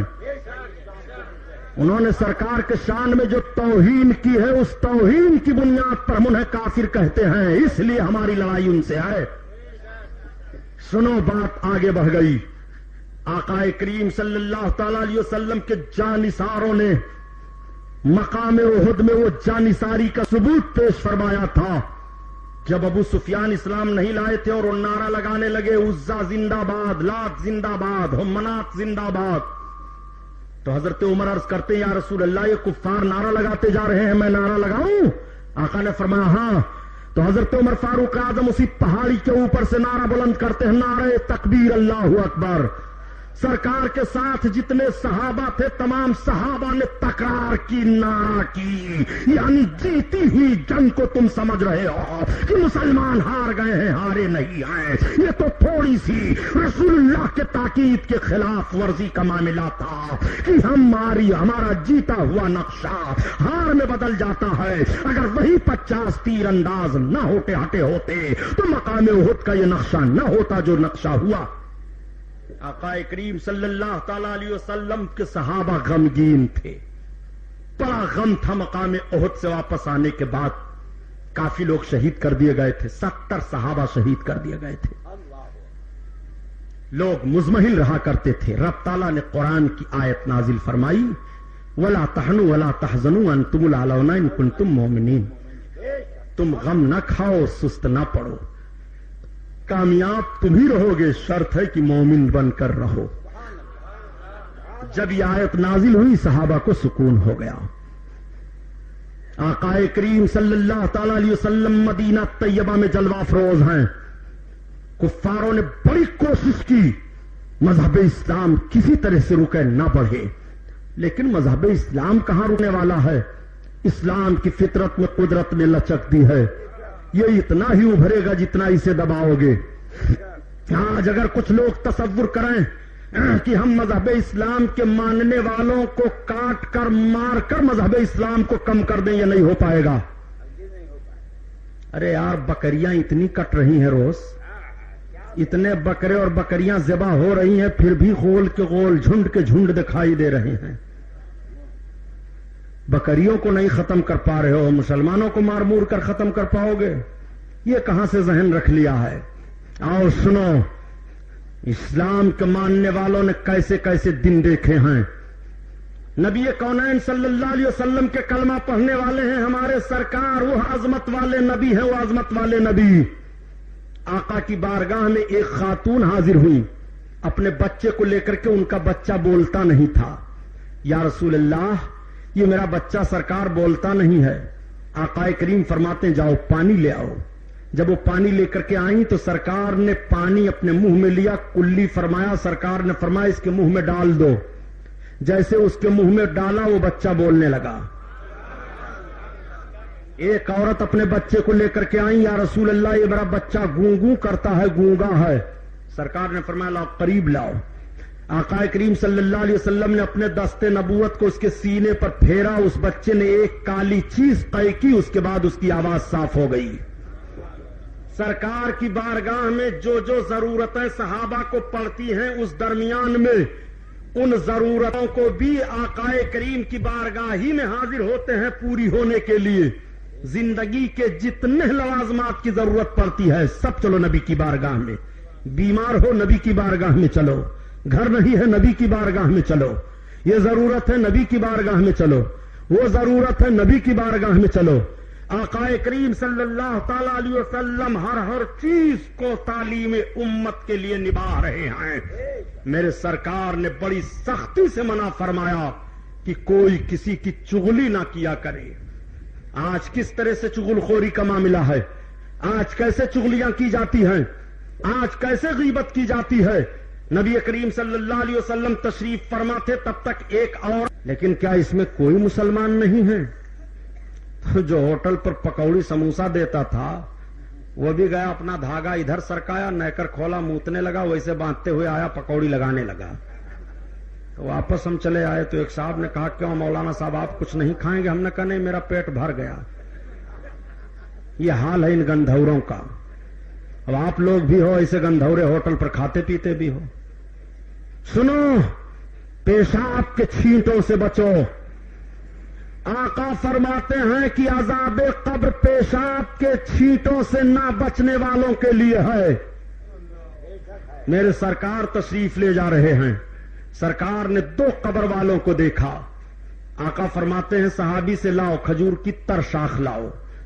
کھجور کی ایک تر شاخ دی گئی، ہری ٹہنی، سرکار نے اس کا 2 حصہ کیا، ایک ایک قبر پر رکھ دیا، ایک قبر پر رکھ دیا۔ آقا نے فرمایا جانتے ہو اس قبر میں چغل خور ہے، اور اس قبر میں ایک ہے جو پیشاب کے چھینٹے سے نہیں بچتا تھا. اس معمولی گناہ کی بنیاد پر ان دونوں پر عذاب ہو رہا ہے. اب میں نے کھجور کی ٹہنیوں کو رکھ دیا ہے. جب تک یہ ٹہنیاں ہری رہیں گی رب کی تسبیح و تحلیل کریں گی ان کا عذاب کم ہو جائے گا. یہ حدیث شریف ہے, مشکات میں ہے, مشکات میں. اب ذرا نبی کی نبوت والی نگاہ دیکھو. میرے سرکار قبر کے اندر عذاب ہو رہا ہے, دیکھ رہے ہیں. آقا کریم صلی اللہ تعالی علیہ وسلم عذاب قبر کو ملاحظہ فرما رہے ہیں اور بتا رہے ہیں ایک پیشاب کے چھینٹے سے نہیں بچتا تھا عذاب پا رہا ہے, اور دوسرا چغل خوری کیا کرتا تھا قبر میں عذاب پا رہا ہے. لیکن ایک سوال ہی بڑا بھیانک ہوتا ہے دیوبندیوں کی طرف سے کہ جب آپ کے رسول اتنے ہی قابل ہیں تو تر ٹہنی توڑ کر رکھنے کی ضرورت کیا تھی؟ ویسے ہی چلے گئے تھے, کھڑے ہو گئے تھے, دعا کر دیتے عذاب کم ہو جاتا. ہے نا سوال؟ ہے بھائی, وہ سوال پر سوال کرتے رہتے ہیں, پھلجھڑی چھوڑ دیتے ہیں, بس آپ اسی میں پریشان رہتے ہو. پھلجھڑی چھوڑتے ہیں. یہ نجد کی بدماش اولادوں کے ذہن و فکر کو کیا کہا جائے. سنو, میرے سرکار صلی اللہ تعالی علیہ وسلم کھڑے ہو جاتے اور میرے آقا کے کھڑے ہونے سے ہی عذاب کم ہوا تو انہی دونوں قبروں کے لوگوں کا عذاب کم ہوتا. مگر نبی تر شاخ کو رکھ دے رہے ہیں تعلیم امت کے لیے, تاکہ تم جن جن قبروں پر تر چیزوں کو رکھو گے یہ تر چیزیں تسبیح و تحلیل کرتی رہیں گی. اگر صاحب قبر عذاب والا ہے تو اس کے عذاب میں کمی ہو جائے گی, اور ثواب والا ہے تو اس کے درجات بلند ہوتے رہیں گے.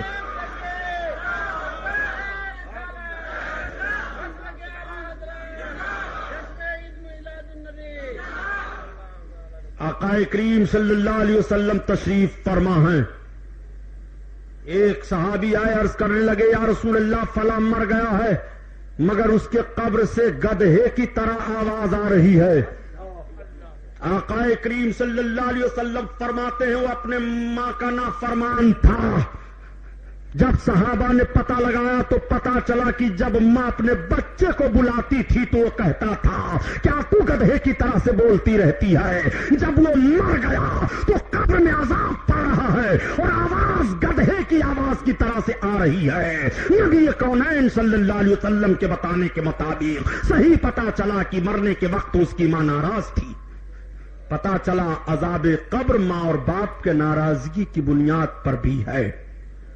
اور کیسے عذاب قبر ہے کیا بتاؤں نوجوانوں کو. نوجوانوں نماز پڑھا کرو. بڑی خدمت کرتے ہو یار عالموں مولویوں کی, سب کی. نماز سے آپ لوگ کیوں دور رہتے ہو؟ سوئے رہتے ہیں سب, ٹر ٹر کرتے رہتے ہیں. بلایا کرو, جاگنے نام نہیں لیتے ہیں. سنو, رو, اپنے گناہوں پر معافی مانگو, رب کی بارگاہ میں رو. نماز پڑھو. نماز جان بوجھ کر کے نہ چھوٹنے پائے. نماز اور معراج پر مکمل تقریر میری کل ہوگی. نماز اور معراج اس پر تقریر انشاءاللہ کل ہوگی, اور پرسوں کا بیان میلاد النبی پر ہوگا. اب آج بیان اپنے آقا کی سیرت کی سنو. ارے سرکار کی تعریف بیان کی جا سکتی ہے یار. پورے سمندر کو سیاہی بنا دو, دنیا میں جتنے درخت ہیں قلم بنا دو, زمین کو کاغذ بنا دو, لکھو, جب بھی تعریف ختم نہیں ہوگی. آج 7 دن کا عرصہ گزر گیا بیان کرتے کرتے, میں صرف ابھی مقام احد پر پہنچا ہوں.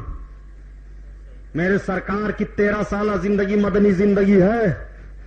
آقا کریم صلی اللہ علیہ وسلم نے 13 سالہ مدنی زندگی میں کیا انقلاب برپا کیا تھا. مقام احد سے بھاگ کر کے گئے تمام کفار. میرے سرکار کی ایک جمعیت تیار ہے صحابہ کی. آقا کریم صلی اللہ تعالی علیہ وسلم مدینہ طیبہ میں ہیں. میرے سرکار بہت ہی دفاع فرماتے تھے کہ جنگ نہ ہونے پائے, اس لیے کہ جنگ میں دوہرا نقصان ہے. کتنی بھی اسلامی تاریخیں پڑھ ڈالو, نبی کونین جب فوجیوں کو روانہ فرماتے تھے تو ارشاد فرماتے تھے خبردار مکانوں کو نہ جلانا, کھیتیوں کو نہ برباد کرنا, بوڑھوں کو نہ قتل کرنا, عورتوں کو نہ مارنا, بچوں پر نہ ہتھیار اٹھانا. جو میدان میں مقابلہ کرتے ہوئے بھاگے گا اس کا پیچھا نہ کرنا. نبی اس طرح سے جنگ کا نقشہ متعین فرما رہے ہیں. اسلامی جنگ کو تو دیکھو. اسلام پر اعتراض کرنے والوں، اسلام کے تقدس کو دیکھو. اسلام اگر نہ ہوتا تو ہندوستان میں آج بھی تم جانور سے بدتر زندگی گزارتے. یہ مذہب اسلام کا صدقہ ہے کہ تمہیں کپڑا پہننے کا سلیقہ ہے، تمہیں ماں باپ کا احترام معلوم ہوا، تمہیں دکانداری معلوم ہوئی، تمہیں دوسروں کے ساتھ رہنے سہنے کا ڈھنگ معلوم ہوا. ورنہ تمہاری تاریخ بھارت کی سرزمین پر بیان کی جائے تو اپنا منہ چھپا ڈالو گے، دکھانے لائق نہیں رہو گے جو تمہاری تاریخ رہی ہے. اور آج بھی جو تمہارے کرتوت ہے ہندوستان کی سرزمین پر، اس کرتوت سے اگر روز و شب گزارے جائیں تو انسانیت چیخ پڑے گی. یہ اسلام کا صدقہ ہے کہ مذہب اسلام تقدس اور پاکیزگی کے ساتھ انسان کو جیون بتانے کا پیغام دے رہا ہے. اور سنو، ایک تیسری جنگ ہونے جا رہی ہے جس کو جنگ خندق کہا جاتا ہے. غزوہ خندق. یہ جنگ کیسے ہوئی؟ دیکھا کفاران مکہ نے کی کامیابی نہیں ملی، محمد کے ماننے والے بڑھتے چلے جا رہے ہیں، جانثار بڑھتے چلے جا رہے ہیں. اور کیسے بڑھتے چلے جا رہے ہیں جانتے ہو؟ تمام کفاران مکہ نے حضرت عروہ بن مسعود کو بھیجا، کہا مکہ سے تم مدینہ چلے جاؤ، ذرا دیکھ تو آؤ محمد کی حالت کیا ہے، ان کے ماننے والے محمد کے ساتھ کیسے رہتے ہیں. سنو اس کا پیغام دینے والے مسلمانوں، وہابیوں نجدیوں کے عقیدوں کی بنیاد پر اپنے ایمان کو خراب نہ کرو. آؤ دیکھو محبت رسول کا پیغام دیکھو. یہ قوم چلاتی رہتی ہے کہ ہم بھی تو نبی سے محبت کرتے ہیں. حرام خور، نبی سے تو محبت کرتا ہے تو یہ فرقہ بندی کیسے ہوئی؟ نبی سے تو محبت کر رہا ہے تو یہ جنگ کیسے ہو رہی ہے؟ نبی سے تو محبت کر رہا ہے تو آج نبی کی ذات کو اعتراض کا محور کیوں بنایا جا رہا ہے؟ میں پوچھنا چاہتا ہوں تجھ سے، دیکھ نبی کی محبت کیسی ہوتی ہے. جب کفاران مکہ نے حضرت عروہ بن مسعود کو بھیجا کہ جاؤ عروہ ابن مسعود تم دیکھاؤ کہ مدینہ میں محمد کے ماننے والے محمد سے کس طرح سے پیش آتے ہیں. عروہ ابن مسعود کا بیان ہے کہ جب میں مکہ سے مدینہ آیا اور میں مسجد نبوی کے قریب پہنچا تو اس وقت محمد وضو بنا رہے تھے. ان کے ماننے والوں کا حلقہ بنا ہوا تھا، اور جب وہ وضو بناتے تھے تو ان کے وضو کا پانی زمین پر نہیں گرنے پاتا تھا. اگر وہ کھکھار کر تھوکتے تھے تو ان کا تھوک زمین پر نہیں گرنے پاتا ہے، بلکہ اپنے ہاتھوں پر لوگ لے لیتے ہیں اور اپنے چہروں پر مل رہے ہیں، اپنے جسم پر مل رہے ہیں. اس طرح سے محبت کا عالم ہے. کہاں قرآن میں آیا ہے کہ نبی جب وضو کریں تو ان کے جسم کا لگا ہوا پانی زمین پر نہ گرے؟ کہاں قرآن میں آیا ہے کہ جب نبی تھوکیں تو ان کے تھوک کو اپنے ہاتھ پر لے لو؟ محبت دیکھ، محبت. اور یہی محبت نہیں تھی، بلکہ جن صحابیوں کو پانی نہ ملتا وہ دوسرے کے ہاتھ کی تری کو لے کر کے اپنے چہرے پر ملتے تھے. یہ محبت کا عالم ہے. جب عروہ ابن مسعود واپس گئے، مکہ والوں نے پوچھا کیسا پائے ہو؟ کہا میری رائے تو یہی ہے کہ محمد کے پیچھے نہ پڑو.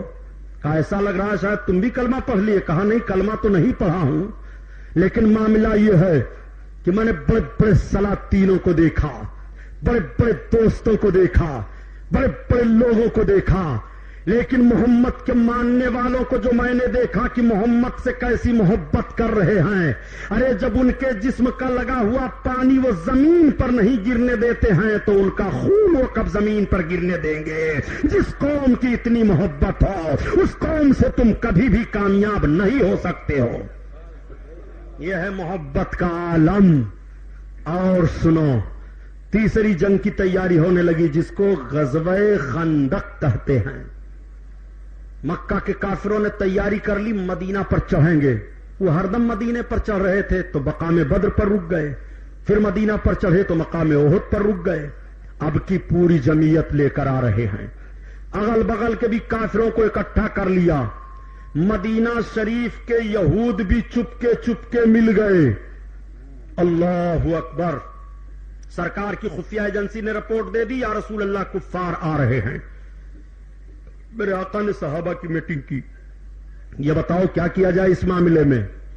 यहीं से पता चला कि कोई काम करना हो तो अपने भाइयों से मशवरा कर लिया करो।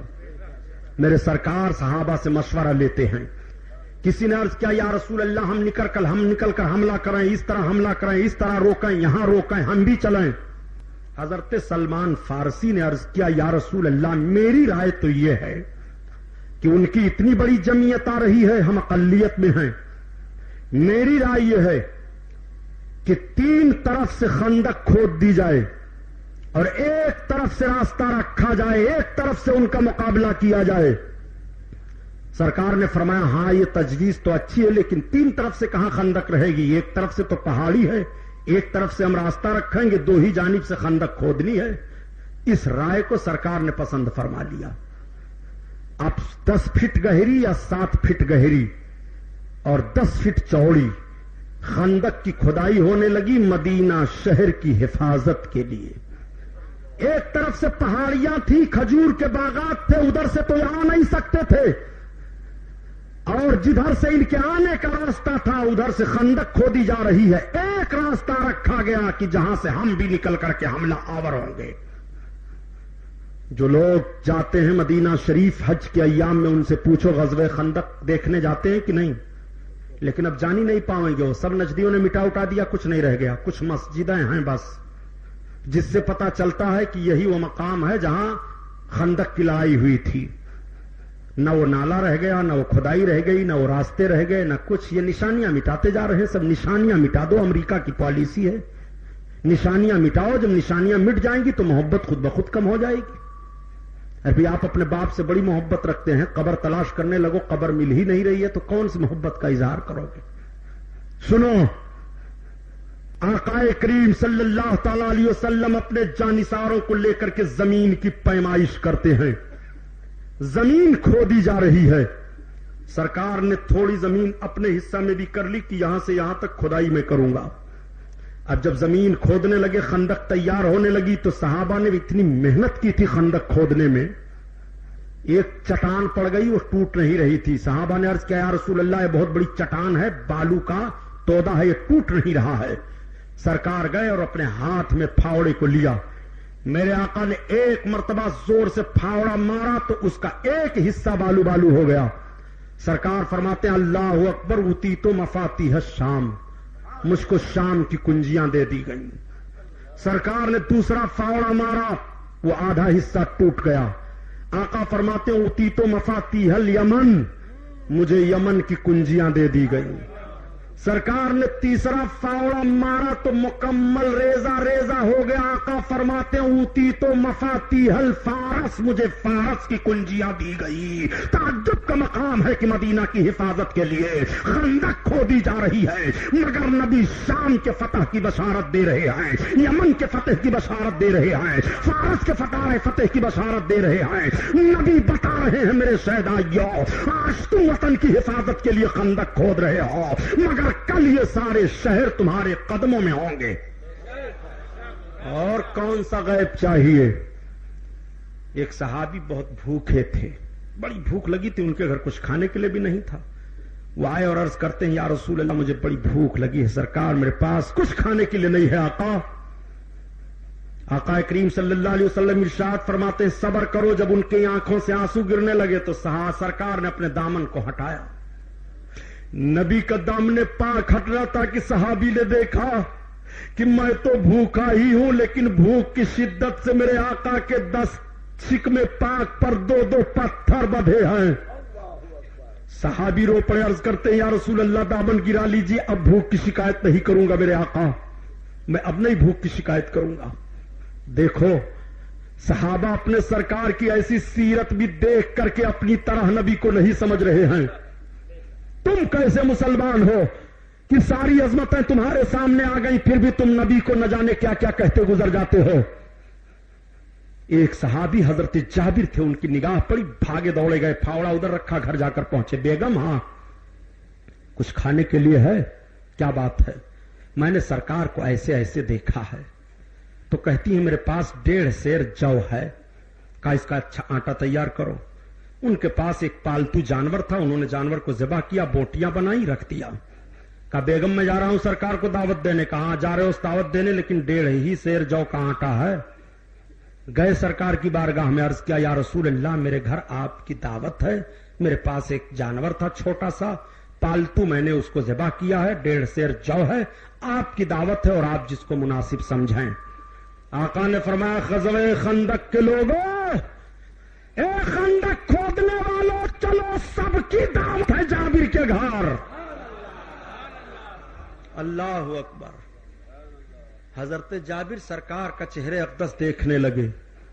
سب تیار ہو گئے, سب آ رہے ہیں, آقا بھی آ رہے ہیں, حضرت جابر بھی چل رہے ہیں, مگر قدم بڑے دھیمے دھیمے اٹھ رہے ہیں. جب گھر پہنچے تو پوری فوج پہنچ گئی. حضرت جابر کی بیوی نے دیکھا کہ یہ تو سب چلے آئے ہیں. جیسے حضرت جابر اندر داخل ہوئے, بس بیگم تو بیگم, وہ تو خیر صحابیہ خاتون ہیں. انہوں نے کہا کیوں, آپ سے میں نے نہیں کہا تھا کہ 1.5 ہی سیر جو کا آٹا ہے. کہا بیگم خفا نہ ہو, میں نے سرکار کو صرف دعوت دی اور میں نے عرض کیا کہ یا رسول اللہ آپ جسے چاہیں, تو سرکار نے سب کو دعوت دے دی ہے تو میں کیا کروں. تو بیگم نے کہا تو ٹھیک ہے, ہماری ذمہ داری ہے, ہم سرکار کو کھلائیں گی, اور سرکار سب کو لائے ہیں تو سب کے ذمہ دار سرکار ہیں, سب کے ذمہ دار آقا ہیں. اب ذرا دیکھو, میرے آقا فرماتے ہیں جابر ہاں یا رسول اللہ, لاؤ جو کا آٹا لاؤ. گوندھا گیا, ہاں لاؤ. گوشت کی ہانڈی چڑھا دی گئی, ہاں یا رسول اللہ, لاؤ ادھر لاؤ. جب جو کا آٹا اور گوشت کی ہانڈی سرکار کے سامنے کی گئی تو سرکار نے گوشت میں تھوک دیا اور آٹے میں تھوک دیا. تھوکنے کی ضرورت کیا تھی, ہاتھ ہی رکھ دیتے برکت ہو جاتی. مگر میرے آقا کی مشیت, آقا کا ارادہ چاہنا. آقا کریم صلی اللہ علیہ وسلم نے فرمایا لے جاؤ گوشت بناؤ, جب تیار ہو جائیں نکالتے جانا, اور عورتوں کو بلا لو روٹی تیار کرو. عورتیں آ گئی, روٹی تیار ہو گئی, سالن تیار ہو گیا, سب کھا رہے ہیں, سب کھا رہے ہیں. پوری فوج کھا کر کے آسودہ ہو گئی. آقا نے فرمایا سب کھا چکے, ہاں یا رسول اللہ سب کھا چکے, تو لاؤ میں بھی کھا لوں. عرض کرتے ہاں سرکار آپ بھی کھا لیجیے. آقا نے فرمایا جابر تمہارے دونوں بیٹے کہاں ہیں. حضرت جابر کے 2 بچے تھے. حضرت جابر نے جب اپنی بکری کو ذبح کیا تھا, جانور کو, اور ذبح کر کے چلے گئے تھے, تو وہ دونوں بچے جانور سے بڑا پیار کرتے تھے. وہ دونوں اپنے مکان کے چھت پر گئے اور وہی چھرا لیا. کہا لیٹو میں بتا دوں ابا نے کیسے جانور کو ذبح کیا ہے. تو ایک بھائی لیٹ گیا, دوسرے نے گردن کاٹ دی, اور جب گردن کٹی بھائی تڑپا, تو ادھر تو گردن کٹنے سے یہ دنیا سے چلے گئے, اور ادھر ڈر کی وجہ سے وہ چھلانگ لگا دیے چھت سے, وہ بھی دنیا سے چلے گئے. دونوں دنیا سے چلے گئے. حضرت جابر کی بیگم آٹا تیار کر رہی تھی, جا کر کے دیکھتی ہیں تو ایک کا گلا کٹا ہے, ایک چھلانگ لگا کر کے نیچے آ گیا. آپ بتاؤ مجھے, جس ماں کے سامنے اس کے 2 بیٹوں کی لاش ہو, اس کا کلیجہ کیسا ہوگا. مگر ماں کا عقیدہ ملاحظہ کرو. حضرت جابر کی بیوی نے دونوں کو اٹھایا, لا کر مکان کے اندر رکھ دیا, چادر اوپر سے ڈال دی. کیوں ڈال دیا؟ مسیح دو عالم آنے والے ہیں, جن کے گھر سے زندگی بٹ رہی ہے وہی سرکار آنے والے ہیں. آقا کریم صلی اللہ علیہ وسلم کا علم غیب ملاحظہ کرو. حضرت جابر جب آئے تو بیوی نے کہا ذرا دیکھ لو مکان میں تمہارے بچوں کی حالت کیا ہے. حضرت جابر نے کہا بیگم گھبرانے کی ضرورت نہیں ہے, مسیح دو عالم آئے ہوئے ہیں, شفیع المذنبین آئے ہوئے ہیں, رحمت دو جہاں آئے ہوئے ہیں, جن کی زندگی سے زندگی پا رہی ہے اور جن کے در کی بھکارن زندگی ہے, وہی ہمارے گھر آنے والے ہیں, گھبرانے کی ضرورت نہیں ہے. آقا فرماتے ہیں جابر تمہارے دونوں بچے کہاں ہیں.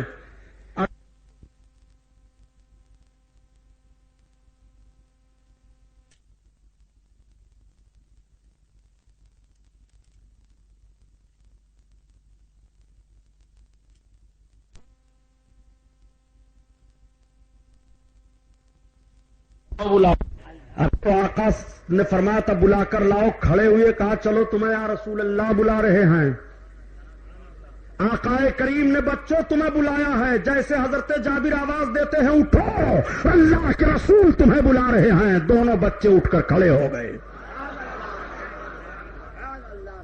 اور جب دونوں بچے اٹھ کر کے کھڑے ہوئے آئے آقا کی بارگاہ میں، کھانا تناول فرمایا، زندگی مل گئی۔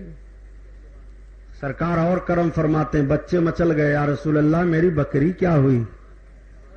سرکار نے فرمایا جابر ہڈیوں کو اکٹھا کرو۔ ہڈیاں اکٹھا ہوئی، سرکار نے دستے نبوت پھیر دیا، وہ جانور جیسے تھا پھر ویسے زندہ ہو کر تیار ہو گیا۔ کہاں کہاں نبی کو دیکھو گے؟ کیا یہ سب چیزیں تمہیں نبی کی عظمت کے لیے کافی نہیں ہیں؟ آقا کریم صلی اللہ علیہ وسلم کے صحابہ نے خندق کھود کر کے تیار کر دی، کفارہ نے مکہ چڑھائے، دیکھ رہے ہیں راستہ ہی نہیں ہے، خیمہ لگا دیا، تیر برسا رہے ہیں، ادھر سے بھی جوابی کارروائی ہو رہی ہے۔ ایک بہت بڑا کافر عمرو بن عبد ود نکلا، اس نے کہا آج میں چھلانگ کر کے خندق جاؤں گا، ایک ایک کا مقابلہ کروں گا۔ حضرت علی اپنی تلوار لے کر میدان میں باہر آ گئے، سرکار سے عرض کرتے یا رسول اللہ میں عمرو بن عبد ود کو ماروں گا۔ آقا فرماتے ہیں علی بہت بڑا کافر ہے، آدھا کفر ہے وہ۔ عرض کرتے یا رسول اللہ مجھے اجازت دیجیے، آقا نے فرمایا علی جاؤ۔ اب حضرت علی آگے بڑھے، اور جب حضرت علی اور عمرو بن عبد ود کا مقابلہ ہوا غزوہ خندق میں، تو آقا فرماتے ہیں کہ آج آدھا ایمان آدھا کفر سے ٹکرا گیا ہے۔ چند واروں میں حضرت علی نے عمرو بن عبد ود کو مار کر زمین پر گرا دیا۔ مگر کفار جب بھی بڑا سخت محاصرہ کیے ہوئے ہیں۔ اسی غزوہ خندق کے موقع پر میرے سرکار کی نماز عصر کا معاملہ آیا تھا، اور اسی غزوہ خندق کے موقع پر حضرت علی کی نماز عصر قضا ہوئی تھی۔ وہی غزوہ خندق ہے، سرکار فتح کی دعا مانگتے ہیں۔ نبی کونین کی دعا مانگنی تھی کہ جیسے رات کا حصہ آیا تو اتنی تیز آندھی آئی کہ ان کے برتن الٹ پلٹ گئے، ان کی سواریاں غائب ہو گئی، کوئی کسی کو کچھ سجھائی نہیں دیتا تھا، سب چھوڑ چھاڑ کر کے بھاگ گئے اور جا کر کے مکہ ہی بنا لیا۔ اس جنگ کا خاتمہ ہوا، آقا کریم صلی اللہ علیہ وسلم کے صحابہ مطمئن ہوئے، مدینہ طیبہ سے اسلام آگے بڑھ رہا ہے۔ اپنے آقا صلی اللہ علیہ وسلم کی بارگاہ میں حاضر ہو کر کے اپنی ضروریات زندگی کو صحابہ عرض کر رہے ہیں، نبی کے معجزات کو دیکھ رہے ہیں، نبی کے علم غیب کو دیکھ رہے ہیں، نبی کی طاقت کو دیکھ رہے ہیں، نبی کی شوکت کو دیکھ رہے ہیں، نبی کی تجارت کو دیکھ رہے ہیں، نبی کونین کی رفعت و بلندی کو دیکھ رہے ہیں۔ ہر طرح سے نبی کی کرم نوازیاں صحابہ ملاحظہ فرما رہے ہیں۔ تبھی تو اعلی حضرت عظیم البرکت فرماتے ہیں کہ غم زدوں کو رضا مزدہ دیجیے کی ہے، اور بے قصوں کا سارا ہمارا نبی، ہمارا نبی، بے قصوں کا سارا ہمارا نبی، ہمارا نبی۔